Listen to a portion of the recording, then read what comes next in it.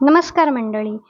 आता खरं तर खूप उन्हाळा चालू झालाय आणि उन्हाळ्यामध्ये ना 2 भाज्या ह्या प्रामुख्याने असतात मार्केटमध्ये खूप मिळतात.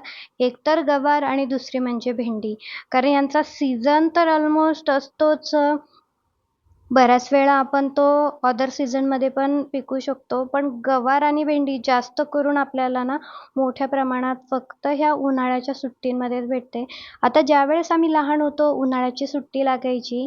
मला वाटतं 8वीत किंवा 9वीत असल्यापासून ना, मला पहिल्यापासून काही चपाती करायची किंवा भाकरी करायची जास्त आवड नव्हती. पण हां, भेंडी आणि गवार दुपारी मी बनवायची म्हणजे बनवायचीच. कारण माझी ती फेव्हरेट होती. चला तर मग माझ्याच पद्धतीने चमचमीत अशी भेंडी कशी बनवायची याची रेसिपी पाहूयात. खूप काही अवघड असं काही नाहीये. जी लोकं नॉन-व्हेज खातात आणि व्हेजमध्येही काहींना अशी चमचमीत अशी रेसिपी हवी असेल ना, तर तुम्ही देखील ही रेसिपी नक्की ट्राय करू शकता.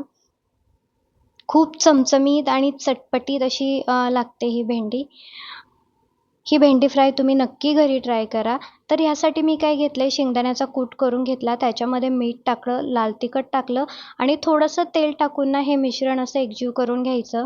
त्यानंतर प्रत्येक भेंडीचे असे 4-4 काप मी करून घेतले आणि जो काही मी मसाला बनवलेला आहे, ती स्टफिंग मी ह्या एक-एक करून सगळ्या भेंडींमध्ये भरून घेतली. आता आपण मासे कसे तव्यावरती तेल टाकून फ्राय करायला टाकतो, अगदी तसंच तव्यावर तेल घ्यायचं थोडंसं अंदाजानुसार, की तुम्हाला किती भेंडी बनवायची त्यानुसार. मी जवळ-जवळ 2 पळ्या तेल टाकलं होतं ह्याच्यावरती आणि एक-एक करून स्टफ केलेली भेंडी अशी मी टाकून घेतलेली तुम्ही पाहू शकता. अशा प्रकारे मी ठेवून घेतली आहे. हे पाहिल्यानंतर नॉन-व्हेज लव्हर आहे ना, ते देखील म्हणतील, की अशा प्रकारे खरंच घरी भेंडी बनवूयात. खूप कुरकुरीत आणि मस्त अशी रेसिपी लागते.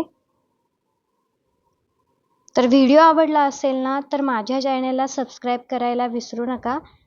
भेटूया आता नेक्स्ट व्लॉगमध्ये.